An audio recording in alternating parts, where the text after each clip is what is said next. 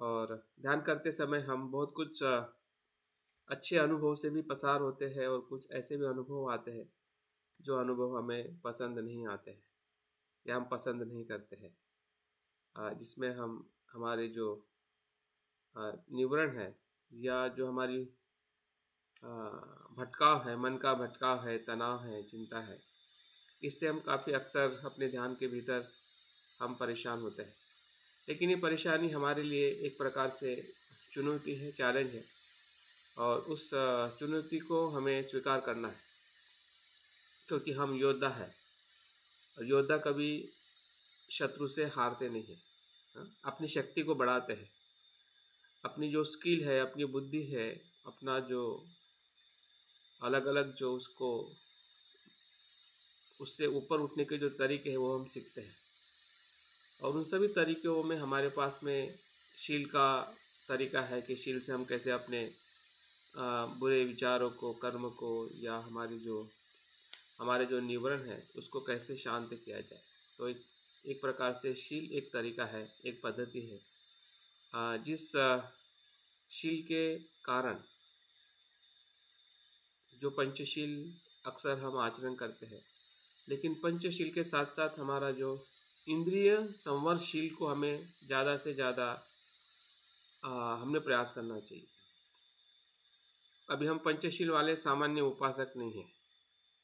अगर हम 5 साल के ऊपर हुए हैं, अगर हमारी दीक्षा होकर अगर हमें 5 साल हुए हैं, बौद्ध बनकर अगर हम 5 साल हुए हैं, तो हम सामान्य उपासक नहीं हैं।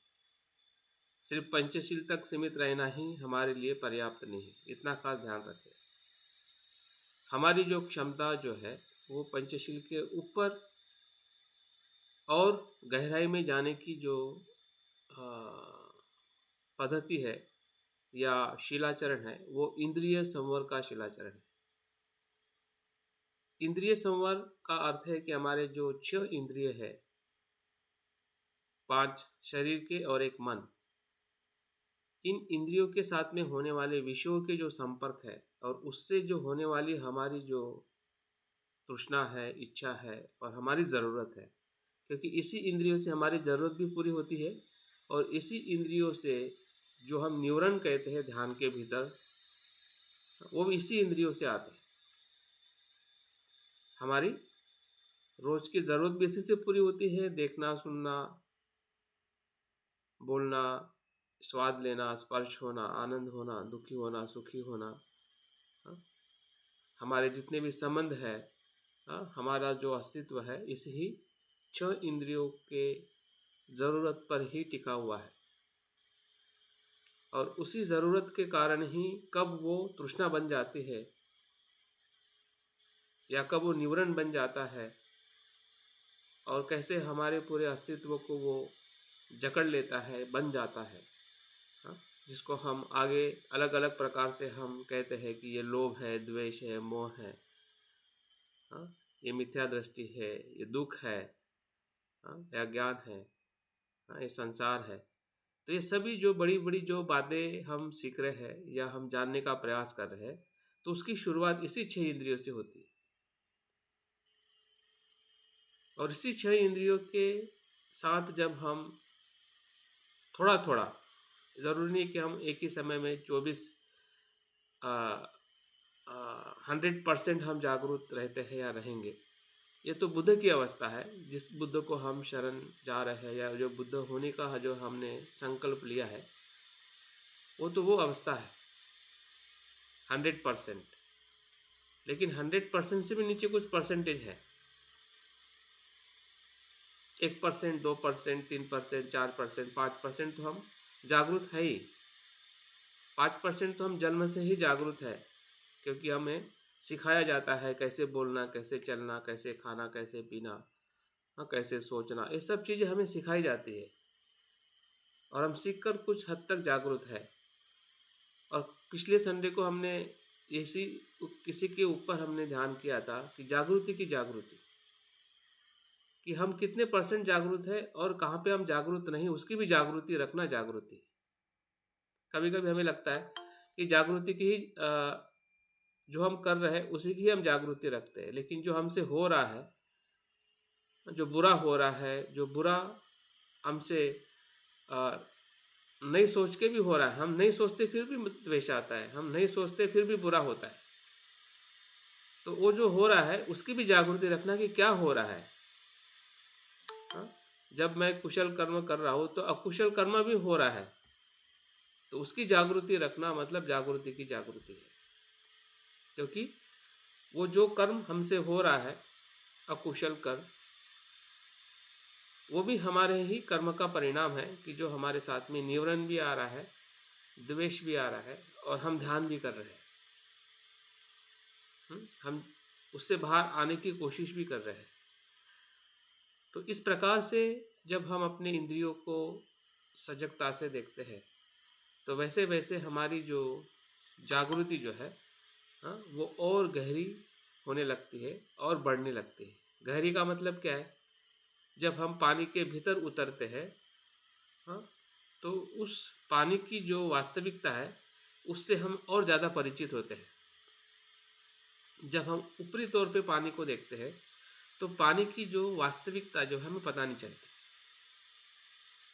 हमें सुंदरता दिखाई देती है, लहरें दिखाई देती है कि पानी कितना सुंदर है, स्वच्छ है, हाँ, लेकिन उसके भीतर जब नहीं उतरते हैं, हाँ, तो उसकी जो अनुभूति जो है उससे हम अभिन्न रहते हैं, अनजान रहते हैं।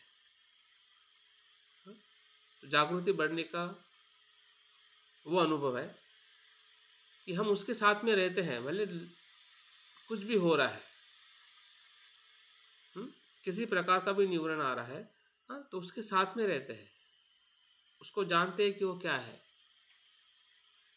उसको पहचानते हैं, उसको स्वीकार करते हैं कि भाई तू आया है ना, तो आजा आजा, देखते हैं तू क्या है, हाँ? ये विचार क्या है, ये भावना क्या है। उसको आने के लिए हम मार्ग खुला करते हैं, क्योंकि वो आ ही रहा है, जाने के लिए आ रहा है। हम मार्ग खुला नहीं करते हैं, इसलिए फिर क्या होता है कि वो बढ़ते जाता है, एक्यूमुलेट होते जाता है। आप देखिए गंदगी को अगर आप बाहर नहीं जाने देंगे तो वो बढ़ती जाएगी, और फिर बढ़ने से क्या होगा, बदबू आएगी, फिर वो बड़ी गंद गंद फैलाएगी या फिर रोग फैलाएगी, फिर क्या क्या करेगी वो पता नहीं। अगर आप गंदगी को रोकते हैं तो आप देखिए क्या होता है, पूरा हमारा जो वर्तमान जो है बदबूदार हो जाता है। तो गंदगी को हमें रोकना नहीं है, अगर निवरण आ रहा है, लोभ आ रहा है, तो उसको आने देना है। लेकिन आने देना है मतलब जागृति से उसको देखना है कि उसको मैं कितने प्रमाण में उसके साथ में मैं बह रहा हूँ और कितने प्रमाण में नहीं बह रहा हूँ। अगर 5% बह रहा हूँ तो 5% में नहीं बह रहा हूँ।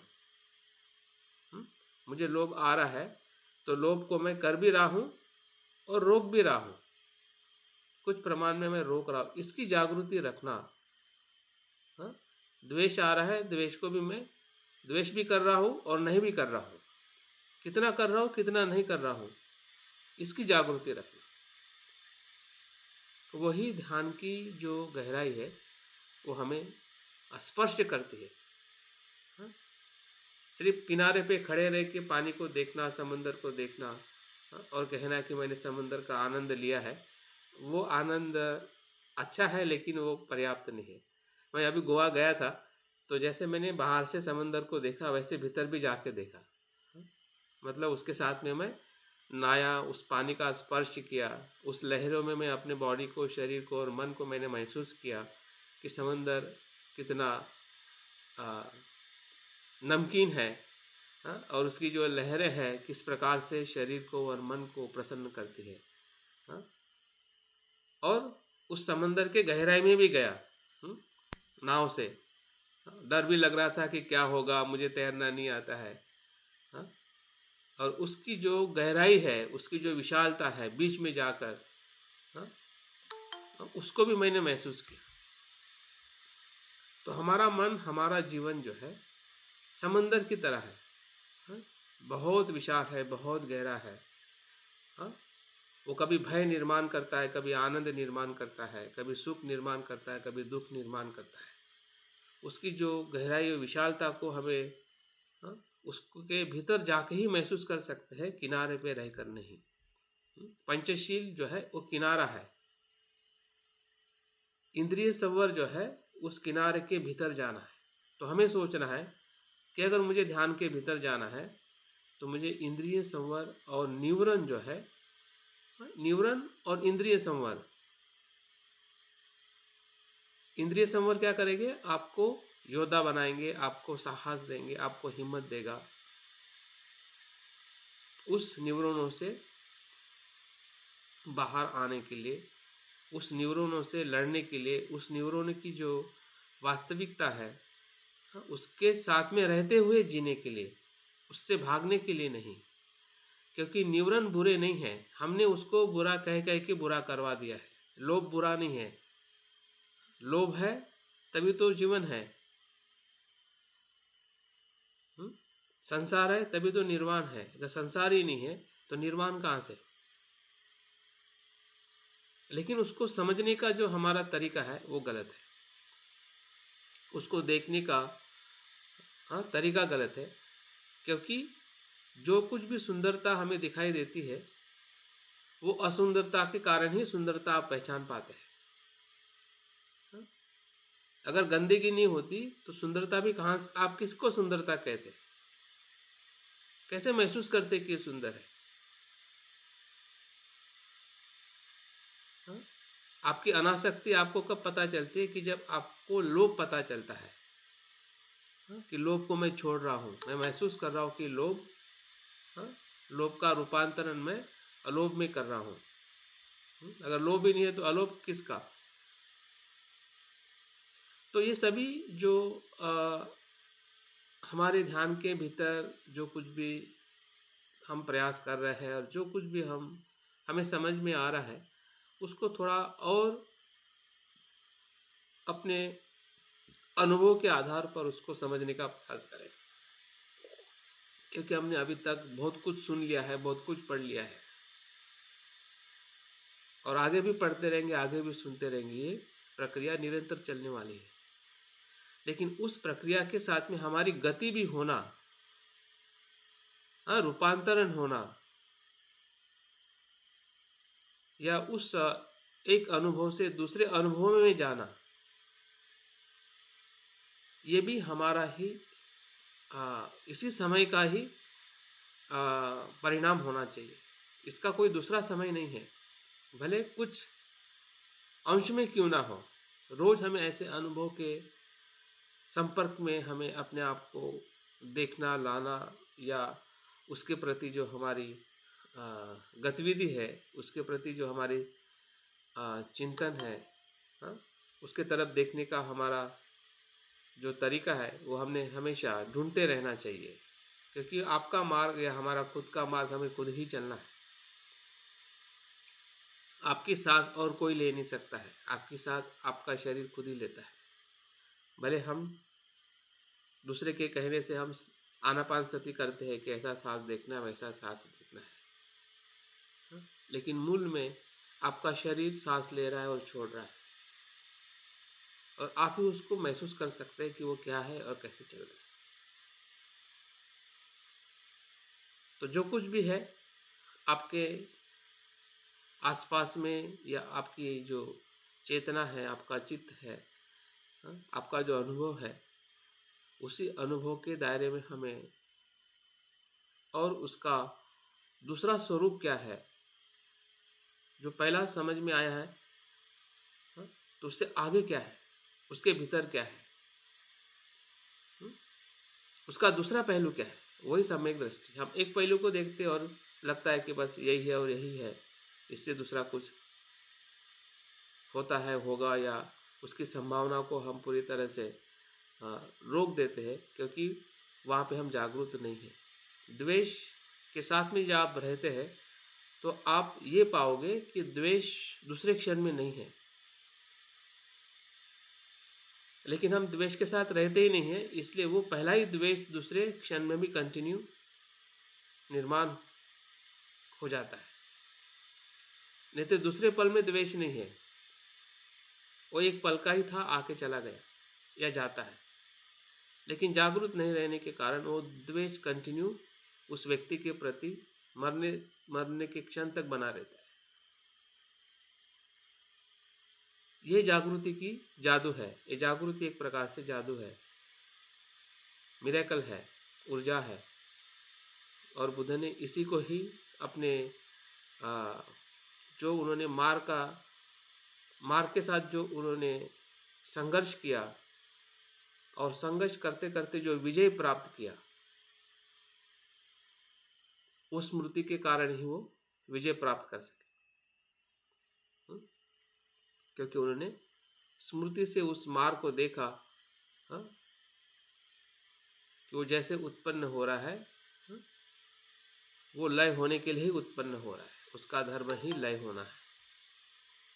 तो इससे इसको रोकना और इससे इसके प्रपंच में फंसना, ये मेरी मूर्खता है।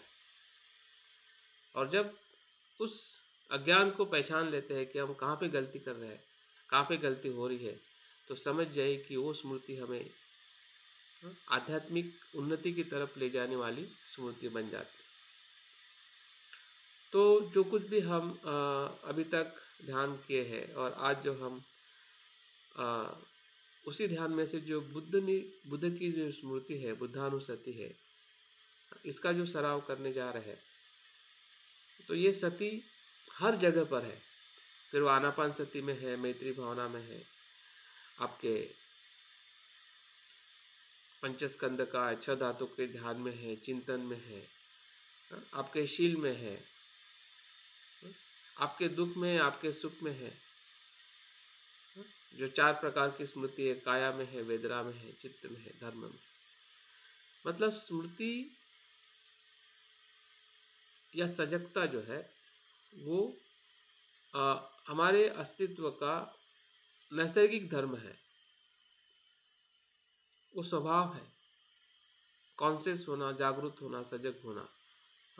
और उसी सजगता को निरंतरता के साथ विकसित करना, यही मार्ग है, बुद्ध का मार्ग यही है। हमारे गलती से ही हमें सीखना है, हमारी मूर्खता से ही हमें सीखना है। जब गलती और मूर्खता पता चलती है तो हमें उस पर हंसी आती है, ये मुझसे क्या हो रहा है, जबकि ऐसा होना ये योग्य नहीं है, ये सुखदायी नहीं है। और जो सुखदायी नहीं है, जो दुखदायी है, तो कोई जो जागरूक व्यक्ति है वो दुख में कैसे रहेगा? क्योंकि हम जागरूक नहीं, इसलिए हम दुख में रहने में ही और आनंद महसूस करते हैं, या दुख में से फिर से दुख में जाते हैं, अज्ञान में से और अज्ञान में जाते हैं। तो जागृति हमें अज्ञान में से प्रज्ञा की तरफ ले आती है उसी क्षण में। और उसमें हमें बहुत सारी जो ध्यान की जो पद्धतियाँ है, उसमें बुद्धानुसति एक अपने आप में एक ऐसा ध्यान है जिस ध्यान से हमें एक मार्गदाता के रूप में, एक शिक्षक के रूप में, एक मित्र के रूप में, एक माता पिता के रूप में, जो हमें एक मदद देने वाला, मदद करने वाला और मदद हम लेने वाले, क्योंकि अभी हम कमज़ोर है, अभी हम क्या है, कमज़ोर है, और हमें कमज़ोरी का एहसास हो रहा है। वो जागृति है कि मैं कमज़ोर हूँ, मैं दुखी हूँ, मैं पीड़ित हूँ। जैसे कि कोई जो पेशेंट होता है, जब हम बीमार पड़ते हैं तो सबसे ज़्यादा एहसास हमें होता है कि मैं पीड़ित हूँ, मुझे दुख है, मुझे दर्द है। और उस दर्द से, उस पीड़ा से, उस एहसास से हम कहीं न कहीं ऐसे व्यक्ति को या ऐसे मार्गों को ढूंढते हैं, जिसके सहवास में आकर, जिसके शरण में जाकर, जिसके संपर्क में आकर हम उस पीड़ा से मुक्त हो। सीधी सी बात है। तो बुद्ध भी जो है वो इसी प्रकार की भूमिका वहाँ पे अदा करते हैं। वो डॉक्टर के रूप में, दवाई के रूप में, नर्स के रूप में, माता के रूप में, पिता के रूप में, मित्र के रूप में, गुरु के रूप में, जो जो भी भौतिक जीवन में हम जिसकी भी मदद लेते हैं जब हमें दिक्कत होती है, और जो भी हमारे आसपास में माता है, पिता है, डॉक्टर्स है, उनकी भी वही भावना होती है कि मैं उसको मदद करूं। देखिए जागृति क्या है, दोनों तरफ की जागृति होनी है हमें। नहीं तो क्या होगा, अगर आप अपने पीड़ा से जागरूक नहीं है और बुद्ध को शरण जा रहे हैं तो इसका मतलब वो अंधश्रद्धा है।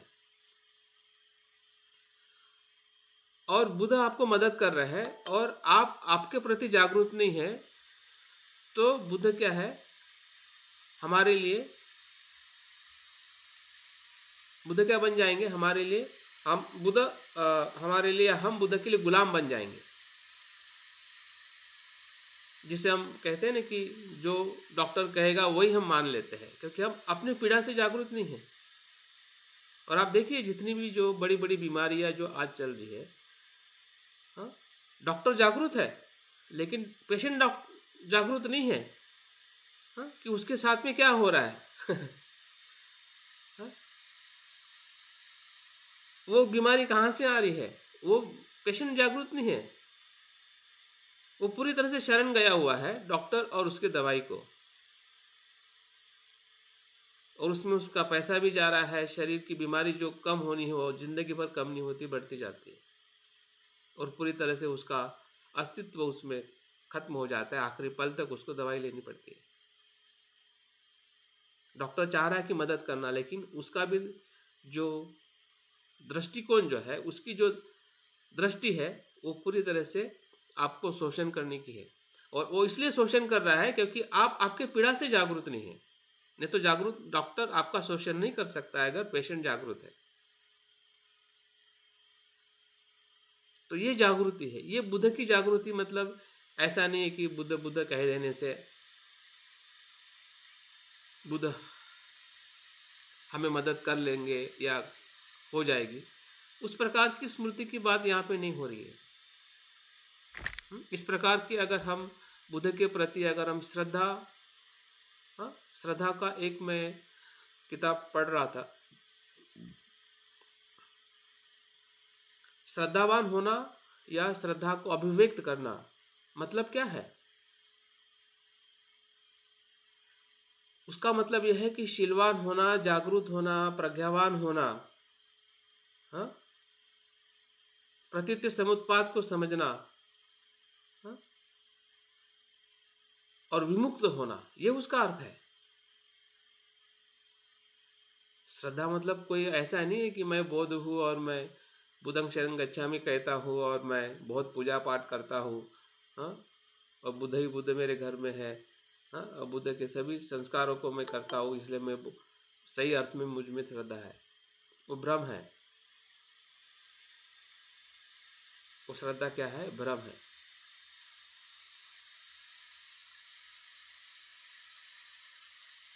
बुद्ध के प्रति श्रद्धा मतलब एक प्रकार से विमुक्ति है।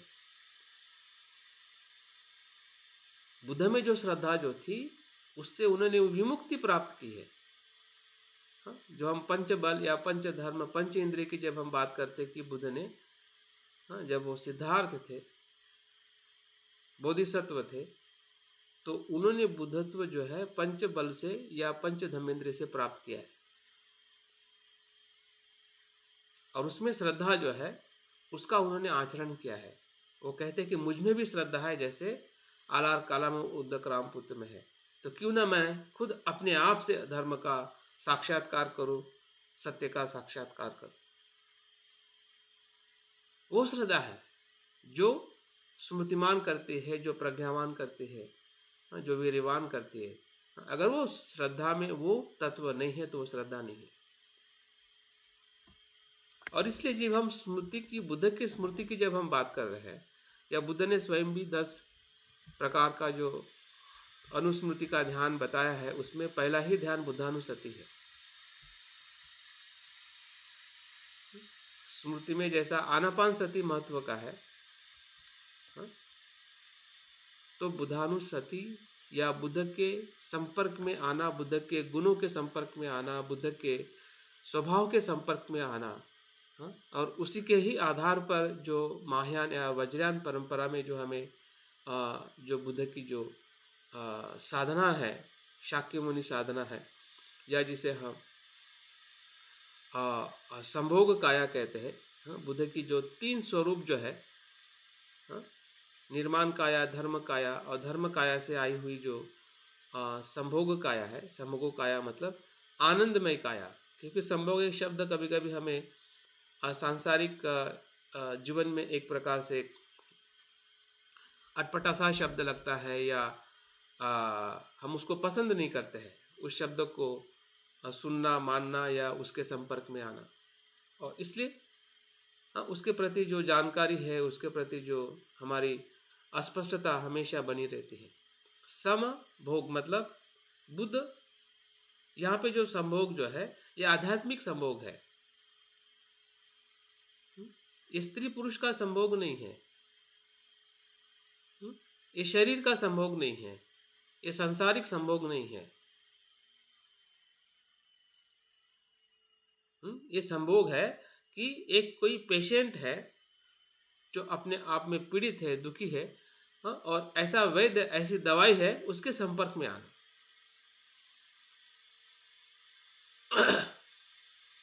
मतलब दोनों की जरूरत वहां पे मिल रही है।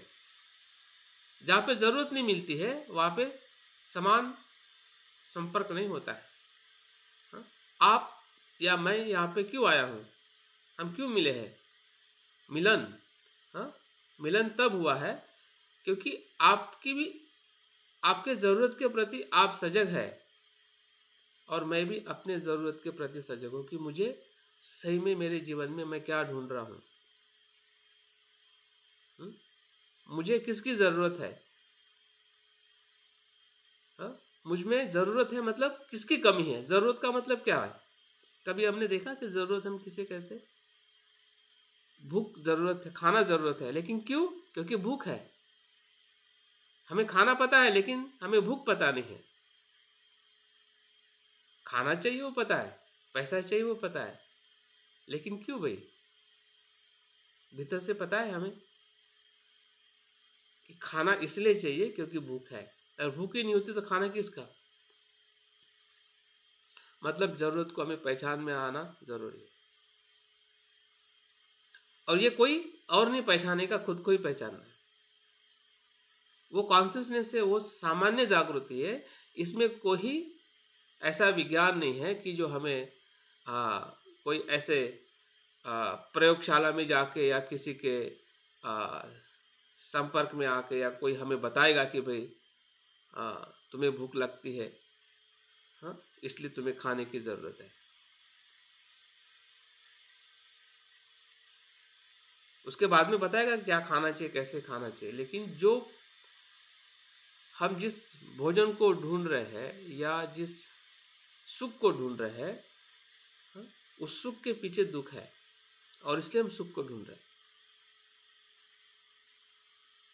तो सुख को ढूंढ रहे हैं तो दुख पता होना चाहिए ना कि दुख क्या है।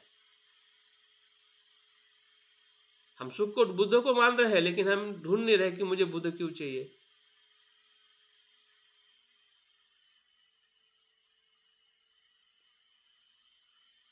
तो वो जागृति जो है, वही स्मृति है, और उस संपर्क में जब हम आते हैं तो बुद्धानुसति जो है वो हर पल में होने लगती है। आंखों से देखोगे तब भी होगी, कानों से सुनोगे तब भी होगी, खाना खाओगे तब भी होगी। और जागृति का मतलब ये नहीं है कि संपूर्ण जागृति। आपको द्वेष भी बुद्ध जैसा दिखाई देगा, जैसे बुद्ध देखते वैसा हम द्वेष को देखेंगे, भागेंगे नहीं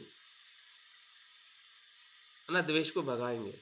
ऐसा नहीं बोलेंगे भाई तू क्यों आ रहा है, मैं ध्यान कर रहा हूँ, तू क्यों आ रहा है।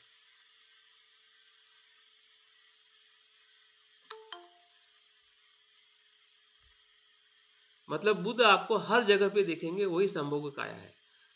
और जब उसका हम संदर्शन करते हैं हाँ, संदर्शन मतलब उसकी जो वास्तविकता है उसके साथ में सहज होना।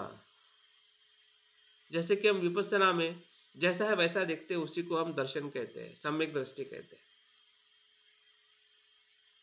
बुद्ध का संदर्शन का मतलब यह है कि बुद्ध का जो स्वभाव है वो आपके भीतर ही है और उसी का ही संदर्शन करना। आपके अस्तित्व में ही बुद्ध को महसूस करना, उस स्वभाव के संपर्क में आना, हाँ, जो सहज है। जैसे कि सांस जो है वो आपको सहज उपलब्ध होता है ना, उसके लिए कुछ आपको करने की जरूरत होती है क्या? सुबह उठ के जैसे हम पैसा कमाने के लिए काम में जाते हैं, तो सांस लेने के लिए कोई काम में जाना पड़ता है। हुँ? सांस तो सहज है। हाँ? आप पैसा कमाओ या मत कमाओ, उठो या मत उठो, सांस तो चलने वाली है। जो सहज है उसी के संपर्क में हम नहीं आते, और जो कठिन है उसके संपर्क में हम सुबह से आ जाते हैं कि मुझे ये करना है, वो करना है, ऐसा करना है, वैसा करना है। हाँ? लेकिन सहज जो है उसके संपर्क में हम नहीं आते।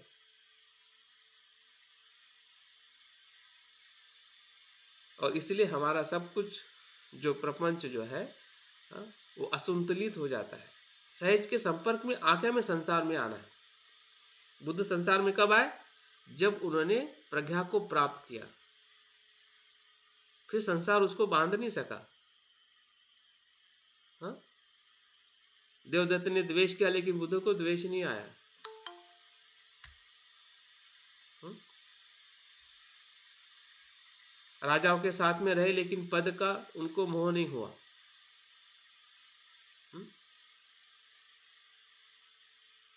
तो संसार का जो अटैचमेंट है, आसक्ति है, हाँ, वो हमें छू नहीं सकती है। वो किसको नहीं छू सकती है? कि जो सहज है।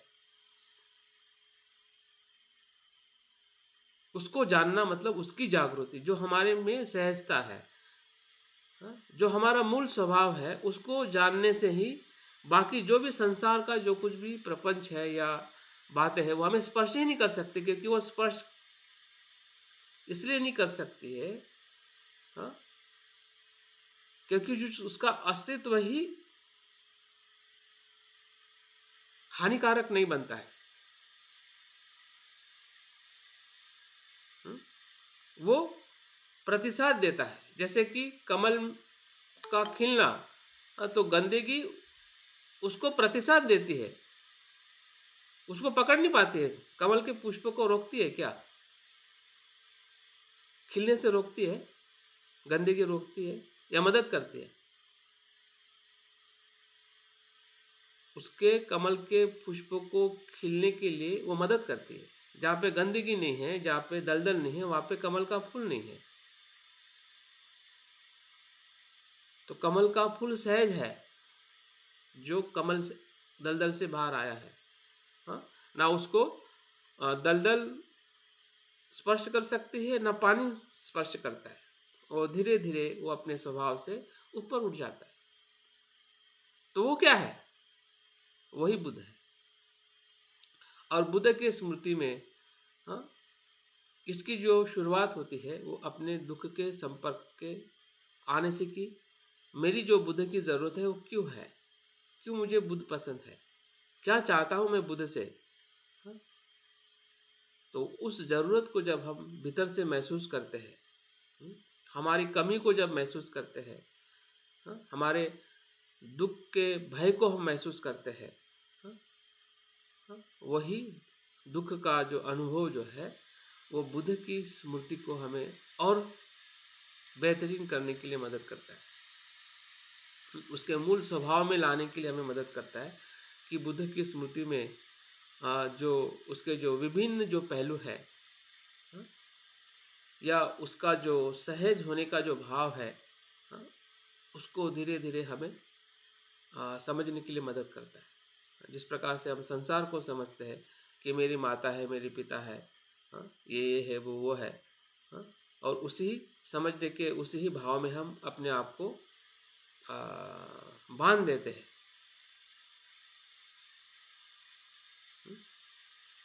लेकिन हम अपने सहज स्वभाव को हम समझ नहीं पाते कि मेरा सहज स्वभाव क्या है, मेरा शुद्ध स्वभाव क्या है। और बुद्ध की स्मृति जो है अपने शुद्ध स्वभाव के संपर्क में लाने का एक प्रकार से प्रयास है, जो हम ध्यान में बुद्ध का संदर्शन करते हैं, बुद्ध के होने की जो वास्तविकता है उसको कल्पना में देखते हैं। ये स्वभाव काल्पनिक नहीं है, लेकिन उसकी हम कल्पना करते हैं।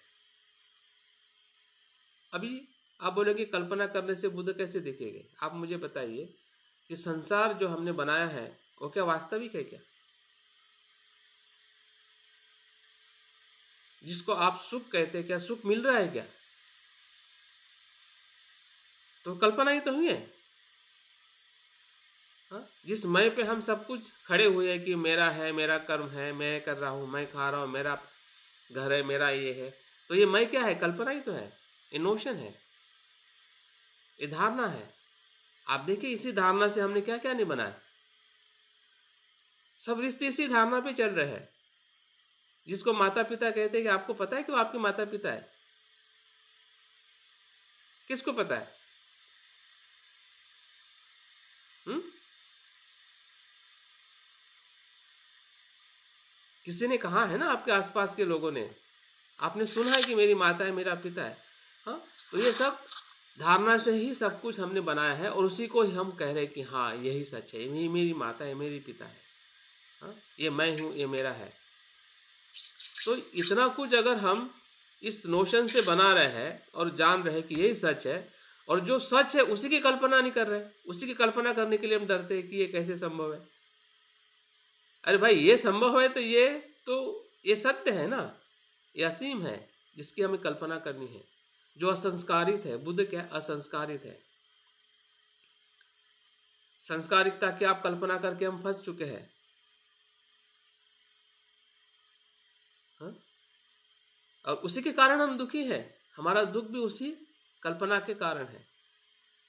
हाँ? तो सत्य की अगर हम कल्पना करें तो क्या हम दुख से मुक्त नहीं हो सकते? इसको कहते हैं मन से मन को मारना।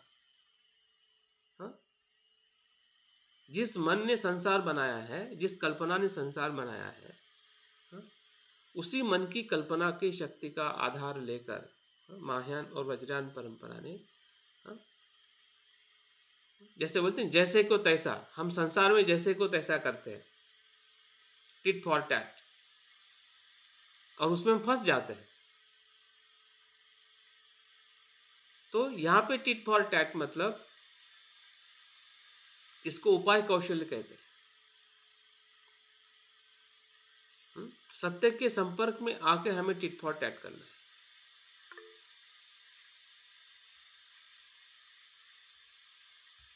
आपको बुद्ध के संपर्क में आके टिट फॉर टैट करना है, सत्य के संपर्क में आके। फिर आपको संसार रोक नहीं पाएगा, संसार आपको प्रतिसाद देगा।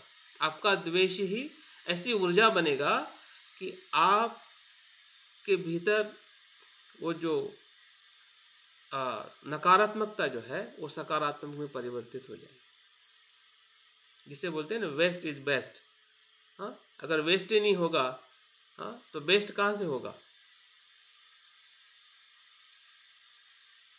जितनी भी निसर्ग में जो चीज़ें घटित होती है, वो सब धीरे धीरे वही गंदगी जो है वो शुद्धता में बदलाव होती है।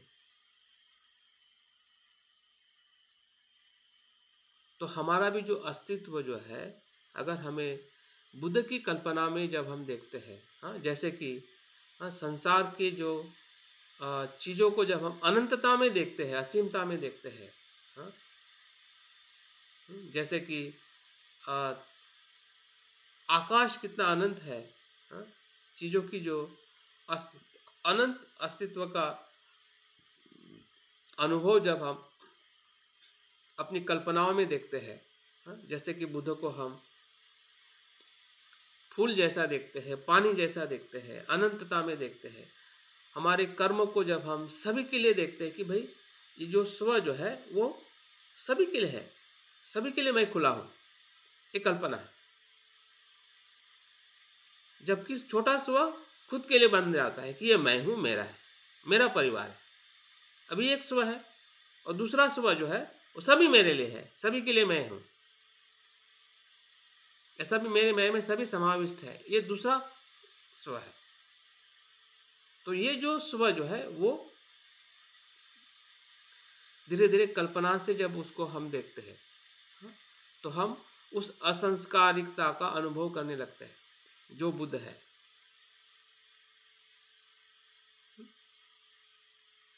बुद्धानुस्मृति के अंदर, हाँ, इति पिसो भगवा अरहन सम्मा संबुद्धो विद्याचरण संपन्न सुगतो लोक विद्वानुत्तरो पुरुष धम्म सारथि सत्ता देव मनुष्यान बुद्धो भगवान। तो ये बुद्ध के जो 9 गुण है, अभी इस 9 गुणों को आपने सुना है और आपका अर्थ भी पता है। इसमें भी 2 प्रकार का स्व बनता है, एक सीमित स्व और एक अनंत स्व। अगर बुद्ध को अगर आप इस शब्दों में, इस गुणों में देखोगे और कहोगे कि ये बुद्ध है, तो इस सीमित दायरे में आप देख रहे हैं कि ये बुद्ध है, वो आपके लिए बुद्ध रहेंगे और के लिए नहीं। लेकिन इसी स्व को, इसी ही बुद्ध को जब आप अनंतता में देखते हैं, हाँ, कि ये बुद्ध का जो प्रकाश है सभी को, हाँ, उसी ही भाव से, हाँ, हाँ, देव और मनुष्य का कल्याण करने वाले, देव और मनुष्य को सुखी करने वाले, हाँ, सम्यक संबुद्ध मतलब संपूर्ण, हाँ, प्रज्ञा से भरे हुए, करुणा से भरे हुए, हाँ, उसकी जब हम कल्पना करते हैं, हाँ, तो जो संज्ञा में हम बुद्ध को देख रहे हैं वो असंस्कारिकता में बुद्ध को देखने का हमारा अनुभव बन जाता है। और बुद्ध कभी संज्ञा में नहीं होते। बुद्ध का अस्तित्व संज्ञा से मुक्त है, उसे ही बुद्ध कहते हैं। हाँ? विचार की सीमितता में बुद्ध नहीं है। हाँ? बुद्ध प्रकाश है, तेज है, अनंतता है, उसे बुद्ध कहते हैं। लेकिन बुद्ध को हम कैसा देख रहे हैं? एक व्यक्ति और एक शब्द के रूप में। वो सीमित दायरा है और उसी दायरे से हमने बुद्ध को देखा है, मान रहे हैं, और उसके कारण जो बुद्ध हमें दिखाई नहीं देते। और संदर्शन क्या करता है? हाँ? जब आप देखिए कि जब हम संदर्शन करते हैं और कल्पना का जब हम इस्तेमाल करते हैं तो बुद्ध हम यहाँ पे नहीं देखते हैं। कहाँ देखते हैं बुद्ध? मन के भीतर आकाश में देखते हैं। अभी आकाश क्या है? जिसको आप खुले आकाश से आंखों से आकाश देखते हैं वो आकाश नहीं है। ये आपके मन के अनंतता के भीतर का आकाश है। उसकी कल्पना करके आप बुद्ध को उसमें देखते हैं, सांसारिक आकाश में नहीं। सांसारिक आकाश भी एक प्रकार की संज्ञा है, लेकिन जब हम मन के भीतर उसको जब हम देखते हैं, हाँ हाँ, मन की जो अनंतता के भीतर जब देखते हैं तो मन का दायरा भी बदल जाता है। मन फिर वो ये 4 फीट और 5 फीट के रहने वाला मन नहीं होता है। अभी हम मन क्या देखते हैं कि ये मन जो इसमें है ये हमारी सीमित कल्पना है, ये भी कल्पना है। जो मैं कह रहा हूं कि मेरा मन इसमें है, जो मुझे इसमें जो समझ में आता है वही मन है, वही विचार है, वही कल्पना है, उसी को मैं मानता हूं, उसी को मैं जानता हूं और वही अनुभव में मैं जीना चाहता हूं। तो ये सब कल्पना है, ये धारणा है, ये भी धारणा है। ये कोई मतलब वास्तविकता नहीं है। अगर वास्तविकता होती, अगर हमें लगता है कि वास्तविकता होती, बुद्ध पूछते हैं तो सुखी क्यों नहीं है? वास्तविकता का मतलब सुख है ना। अरे भाई, हम कह रहे हैं कि ये मैं हूं, ये सच है, तो दुख क्यों है? तो सच तो दुख नहीं होता है। अगर मैं का अस्तित्व है तो उस मैं के अंदर ये शरीर ये मन दुखी क्यों है, समाधानी क्यों नहीं है? इसका मतलब मैं वो सच नहीं है। देखो, सच और झूठ का एक ही प्रमाण है, अगर वो सच है तो वहां पे 100% सुख होना चाहिए, तब उसको आप सच मान सकते हैं। अगर 100% 99% भी है और 1% नहीं है तो वो धारणा कल्पना है। और इसलिए आजकल जो प्रोडक्ट भी बनता है ना उसमें भी लिखा रहता है, हाँ? वो कहता है कि 99% ही इसकी असर है, 100% नहीं। कंडीशन टू बी अप्लाई, बहुत छोटे अक्षरों में लिखा रहता है हर चीज में, हर कंडीशन। जो भी आप डॉक्यूमेंट आप जो भी साइन करते हैं, श्योर बताएंगे कि 100% है, लेकिन उसमें लिखा रहता है कंडीशन टू अप्लाई। फिर वो इंश्योरेंस हो या कोई भी अस्तित्व हो संसार का, जहाँ से हमें सुख और समाधान हम ढूंढ रहे हैं, वस्तुओं में या जो भी चीज़ों में, कंडीशन टू अप्लाई है, 100% नहीं है।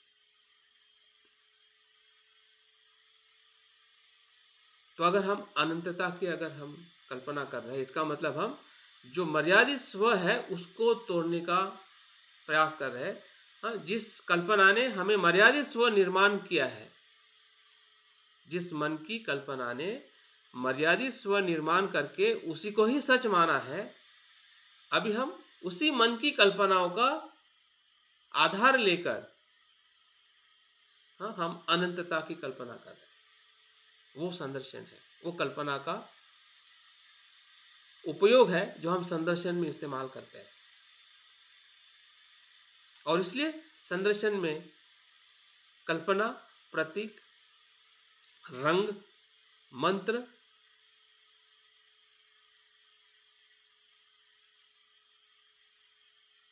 और सुंदरता सभी का मेल है। प्रकाश, तेज, जिस तेज को हम शब्द में सुनते हैं और जब आप कल्पना में देखते हैं, दोनों में जमीन आसमान का फर्क है। जब बुद्ध को आप बुद्ध के प्रतिमा में देखते हैं आंखों से, और जब आप मन में देखते हैं, दोनों अलग अलग है। ये कल्पना जो है, जो आंखों से आप देख के जो कल्पना कर रहे हैं कि बुद्ध है, वो मर्यादित बुद्ध है। वो मर्यादित स्व से आपने निर्माण करके उसको आप देख रहे हैं कि आंखों से आप बुद्ध को देख रहे हैं। लेकिन जब मन से जब आप बुद्ध को देखते हैं तो ये जो धातु के बुद्ध है या पत्थर के जो बुद्ध है, रूप जो है, वो वहां पे प्रकाश का रूप बन जाता है। आप देखो, धातु के रूप में बुद्ध को देखना और प्रकाश के रूप में बुद्ध को देखना, तो कल्पना टूट गई ना। एक कल्पना है जिस कल्पना से हम बुद्ध को देख रहे हैं, ये भी कल्पना ही है, ये भी धारणा है। जो हमें आंखों से दिख रहा है वो संपूर्ण सच नहीं है। नहीं तो आंखों से बुद्ध देखें, हम बुद्ध तो प्राप्त हो जाना चाहिए। अगर आप आंखों से सही मायने में बुद्ध को देख रहे हैं तो आंखों से देखते देखते हमें बुद्ध को प्राप्त होना चाहिए, क्योंकि वो सच है। अगर नहीं हो रहा है मतलब वो सच नहीं है, वो संपूर्ण सच नहीं है। आंखों से देखने से हम बुद्ध नहीं होते हैं, उसके असंस्कारिकता को देखने से बुद्ध होते हैं। आप तो सिर्फ उस धातु और उस रूप को देख रहे हैं। जैसे कि बुद्ध के समय में भी एक भिक्षु जो बुद्ध के रूप को देखता था, उठते हुए, बैठते हुए, चलते हुए, और वो उसी में ही आनंद मानता था। और जब बुद्ध को बताया गया कि ये भिक्षु जो है आपके सिर्फ रूप को देखता है, ना कुछ ध्यान करता है, ना कुछ अभ्यास करता है, सिर्फ आपके शरीर के रूप को देखने में ही वो मस्त रहता है। तब वो बुद्ध उसको बुलाते हैं और बताते हैं कि भाई तू क्या देख रहा है? जिस सुंदर रूप को अभी तुम देख रहा है ये सुंदर नहीं है, भीतर से बदबूदार है, गंदा है, मरण धर्मीय है, जरा धर्मीय है। हाँ?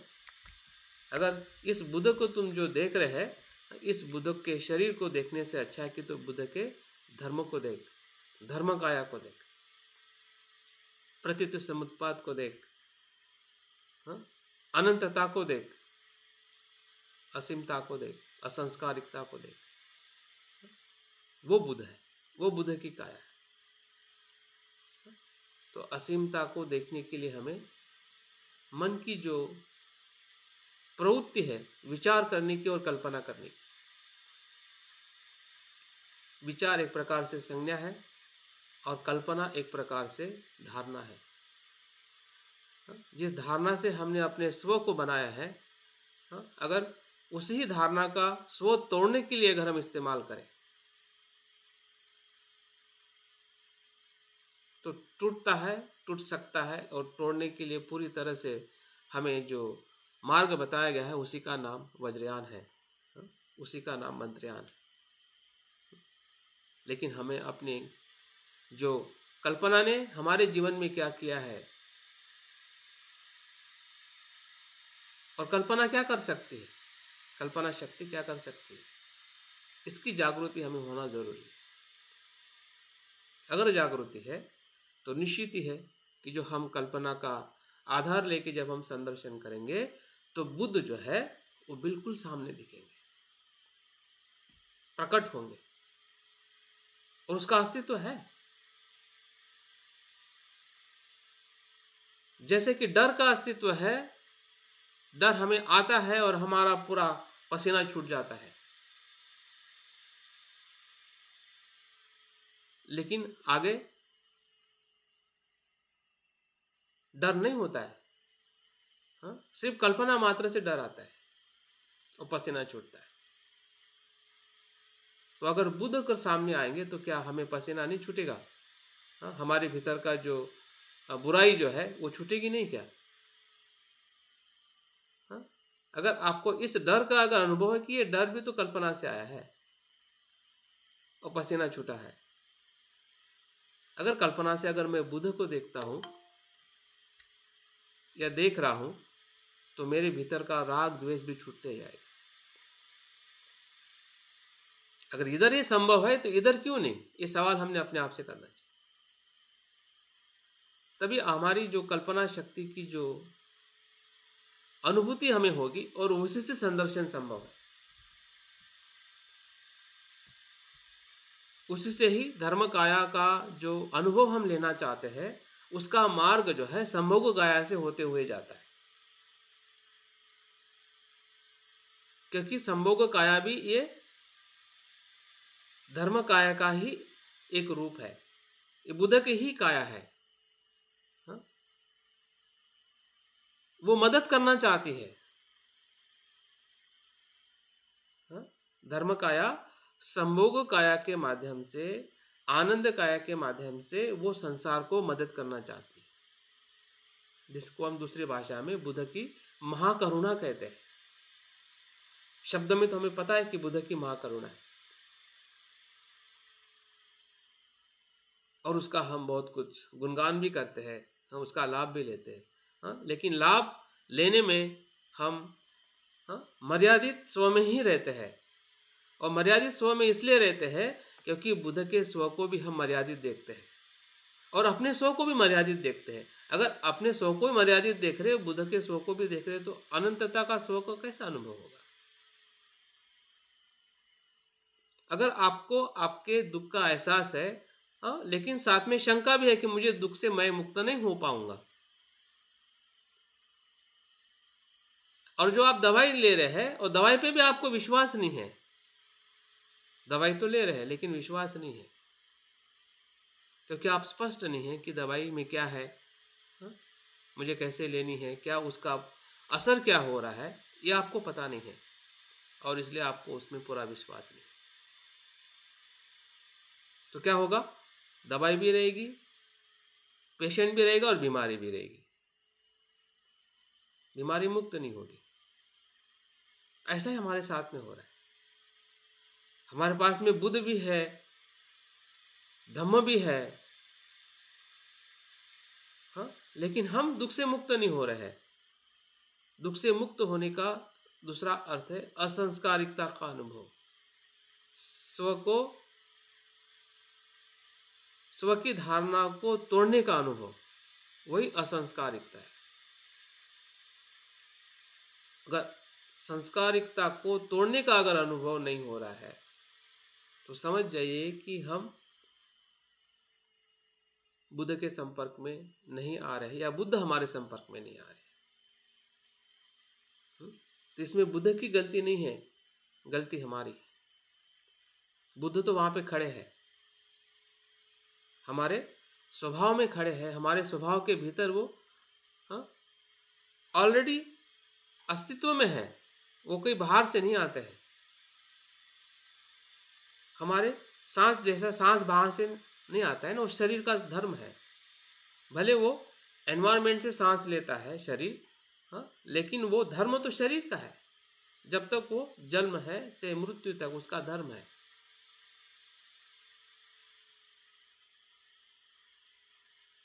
वैसे ही बुद्धत्व का जो हम संदर्शन कर रहे हैं हमारा धर्म है, स्वभाव है। लेकिन उस स्वभाव के संपर्क में आने के लिए हमें कल्पना को हमें इस्तेमाल करना पड़ेगा। जैसे कि इस संसार में हम आए तो स्व की जो आसक्ति ने इस संसार को बनाया है। संसार में भी हम ऐसे ही नहीं आए। संसार में जो दुख है ऐसे नहीं है, स्व की आसक्ति से है। स्व की जो एक कल्पना है उसके साथ में हमने सब कुछ निर्माण किया है।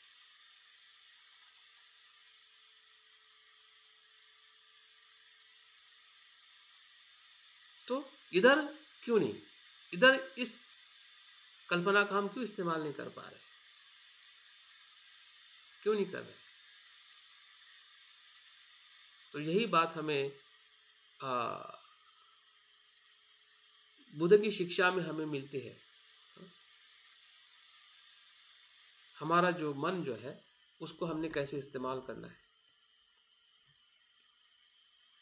तो जैसे हम बुद्ध को आकाश में देखते हैं, उसके कमल पुष्प पर उसको देखते हैं, तो कमल पुष्प पे कोई इंसान खड़ा रह सकता है क्या? जो आपके सामान्य कल्पना में कोई नहीं रह सकता है। आपको असंभव लगेगा और आप किसी को ऐसा देख भी नहीं सकते, आपने देखा भी नहीं होगा कि कमल पे कोई बैठ सकता है। लेकिन आप कमल को किसको बैठते हुए देख रहे हैं, संस्कारित व्यक्ति को या असंस्कारित व्यक्ति को?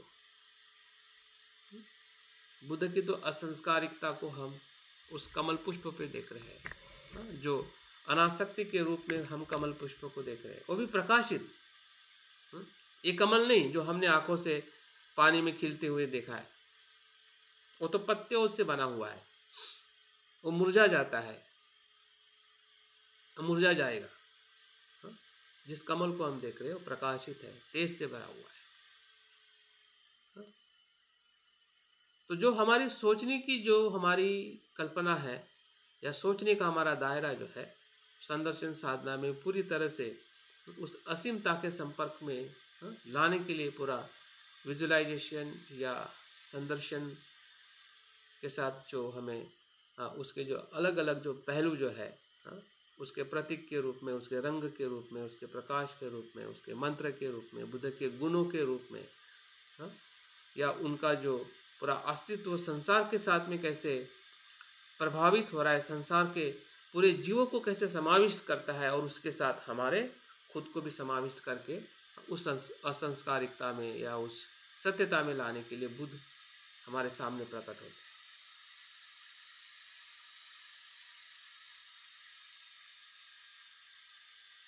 और उसमें हम आनंदित हो जाते हैं। जैसे कि पानी के झरने में हम बैठे हुए हैं और शरीर में वो बहते जा रहा है, या हम समंदर में या नदी में तैर रहे हैं, तो उसका जो आनंद जो हमें मिलता है, वैसे ही आनंद जो है वो हमें बुद्ध के संपर्क में आने से मिलता है। जैसे कि हम किसी मित्र को मिल रहे हैं, या हमारे माता पिता हमारी बहुत केयर कर रहे हैं, तो बुद्ध भी हमारी केयर करते हैं कि आपके लोभ को देखते हैं, दिखाने के लिए आपको बताते हैं कि ये लोभ है, द्वेष है, ये बदल रहा है, इसको इस प्रकार से देखो।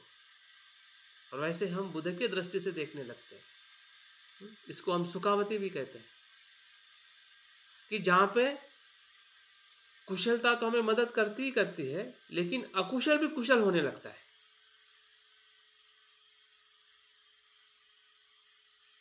और वहाँ पे एक भी ऐसा तत्व नहीं होता है, या एक ऐसा भी विचार नहीं होता है कि जो आपका आया विचार आपको रोक सके। ऐसा हम कह सकते हैं कि पूरी अनुकूल परिस्थिति चित्त में या उस संदर्शन में हम महसूस करते हैं।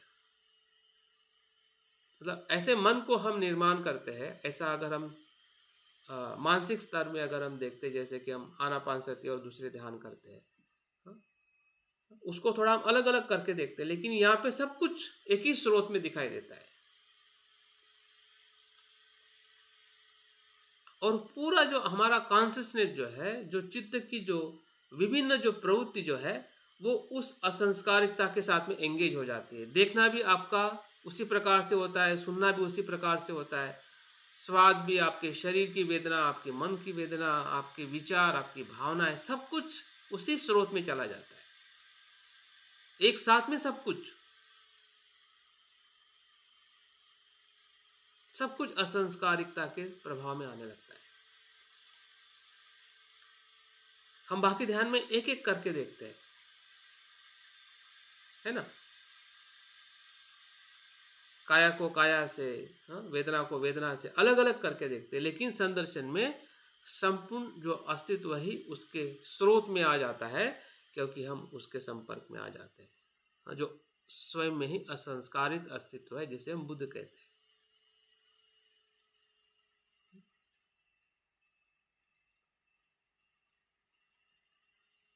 तो इसी का ही नाम संदर्शन है, और इस संदर्शन की साधना को हमने इसके पहले भी शायद अनेकों बार किया है। मैं ये बताने का इसलिए प्रयास कर रहा हूँ, ताकि हमारी जो भीतर की जो, जब मैं बताता हूँ कि ये करो वो करो, तो हो सकता है कि बहुत सारे लोगों को वो क्या कहते हैं, मन ही तैयार नहीं होता होगा कि कैसे मैं करूँ, मुझे उसको समझ में नहीं आ रहा है। क्या ऐसा हो भी सकता है, होता भी है, हाँ? तो ये सभी सवाल या हमारी जो अस्पष्टता जो है, हाँ, इस अस्पष्टता से हमें बाहर आना पड़ेगा। अगर हमें सही अर्थ में बुद्ध की स्मृति करनी है, बुद्ध का संदर्शन करना है, तो बुद्ध के संदर्शन में जो हमारी आवश्यकता है, हाँ, और उसको करने के जो प्रिंसिपल है,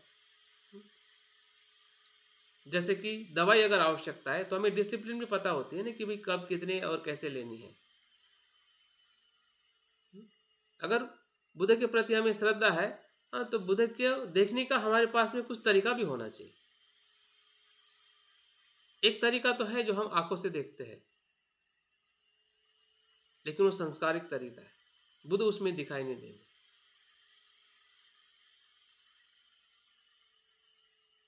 वो पूर्ण बुद्ध नहीं है, वो संस्कारिकता है, वो संस्कारिकता के माध्यम से उसको हम देख रहे हैं, हाँ? जब असंस्कारिकता को देखने का तरीका अगर हम नहीं अपनाते हैं, हाँ, तो हमारी श्रद्धा जो है वो अधूरी रहेगी, अपूर्ण रहेगी, हाँ? हाँ?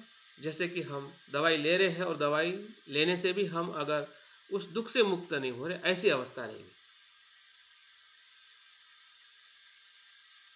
दवाई तो ले रहे हैं मुक्त होने के लिए, लेकिन मुक्त होने का एक पल का भी हमें अनुभव नहीं आएगा, हमेशा हम भय में रहेंगे, हमेशा हम दुख में रहेंगे। तो ऐसा ना हो, और इससे हमें बचने की ज़्यादा ज़रूरत है। क्यों ज़रूरत है? क्योंकि अभी हम छोटे नहीं रहे हैं, इतना खास ध्यान रखें। अभी हम छोटे नहीं हैं, 5 साल से ऊपर हुए हैं, हाँ? तो इतना तो कम से कम अपने आप को हौसला दीजिए कि नहीं, अभी तो कुछ मुझे ऐसा नहीं, ऐसा देखने की ज़रूरत है, हाँ? इसको बढ़ाने की ज़रूरत है कि क्या मैं ऐसा नहीं देख रहा हूँ तो क्या है? क्योंकि हम अपने आप पे विश्वास नहीं रखते, हम हमेशा अपने आप को छोटा समझते हैं।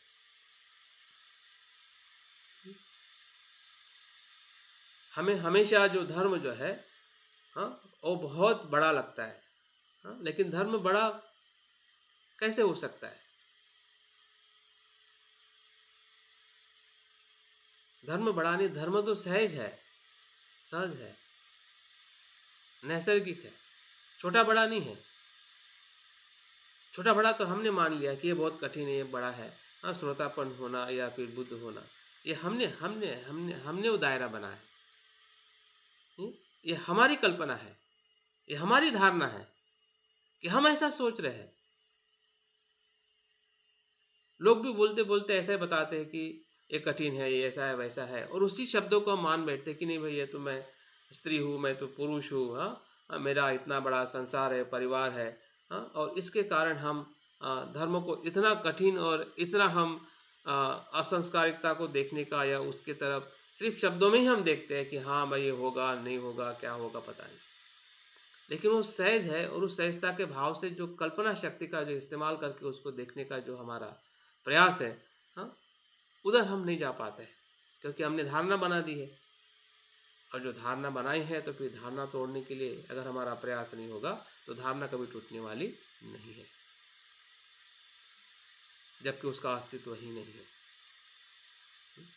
ऐसी धारणा हमने बनाई।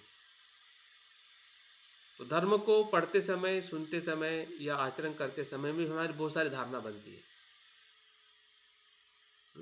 शील की धारणा बन जाती है, ध्यान की धारणा बन जाती है, हाँ? जो कुछ भी हम अनुभव ले रहे हैं उसकी भी धारणा बन जाती है। लेकिन असंस्कारिकता के तरफ की धारणा हमारी नहीं बनती, जो असीम है।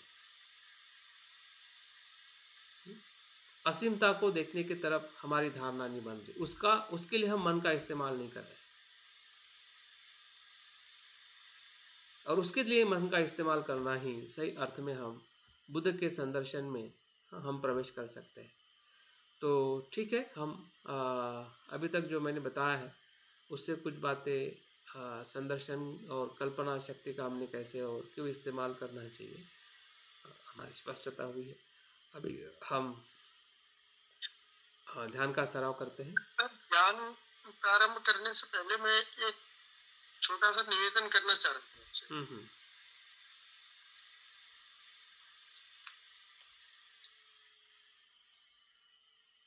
वो मेरी न समस्या है न कुछ नहीं है, लेकिन मुझे ऐसा लगता है कि संघ के बहुत सारे लोगों को मैंने ऑब्जर्व किया है, बहुत सारे ब्रह्मचारियों को और धर्ममित्रों को भी, जो गाइडेड मेडिटेशन आप कराते हैं ना, तो उसमें जो गाइडेंस देते हैं बीच बीच में, तो उन लोगों का ऐसा सोचना है कि ये ठीक नहीं है, इससे न हमारी एकाग्रता होती है, न हम मतलब कोई उद्देश्य बना के ध्यान करते हैं, उस उद्देश्य पर पहुंचते हैं। और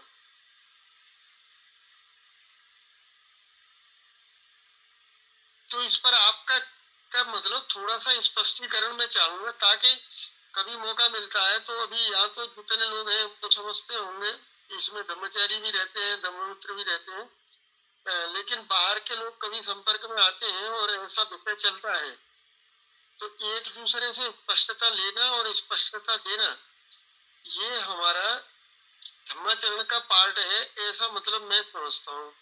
अगर इसमें कुछ गड़बड़ी है तो आप मतलब बता सकते। हाँ बिल्कुल, धन्यवाद। Thank you. हाँ, सवाल ये सभी रखते हैं, और इस सवाल का जवाब इसका कोई ऐसा पूर्ण समाधान नहीं है, क्योंकि जो सवाल पूछने वाले का भी जो मन जो होता है वो उसी प्रकार से सवाल खड़े करते हैं जिस प्रकार से वो अपने धम्म जीवन को देख रहे हैं। और हम भी जिस प्रकार से धम्म जीवन को हमें दोनों पहलुओं में देखना है, एक तो गाइडेड और दूसरा है सेल्फ गाइडेड। ठीक है, तो गाइडेड मेडिटेशन जैसे बुद्ध ने भी हमें गाइड किया है, इसलिए हम गाइड का मतलब धम्म है, मार्ग है, ठीक है। बुद्ध ने जो जो बताया है वो एक प्रकार से मार्गदर्शन है कि ध्यान करने का हो, शील आचरण करने का हो, सत्य को देखने का हो, तो वही अनुसरण हम भी करते हैं कि हम किसी को गाइड करते। जैसे मैं आपको गाइड कर रहा हूँ कि भाई ध्यान तो हम कर रहे हैं, लेकिन ध्यान की जो और गहराई या उसकी स्पष्टता, हाँ, शब्दों में लेते हुए हम अपने अनुभव में कैसे जाए, ये मेरा प्रयास है। गाइड मैं इसलिए नहीं कर रहा हूँ कि मैं आपको कोई नया नया चीज़ सिखा रहा हूँ या नई मेरी खोज है, हाँ, या मैं अपने अनुभव को आप पे थोप नहीं रहा हूँ,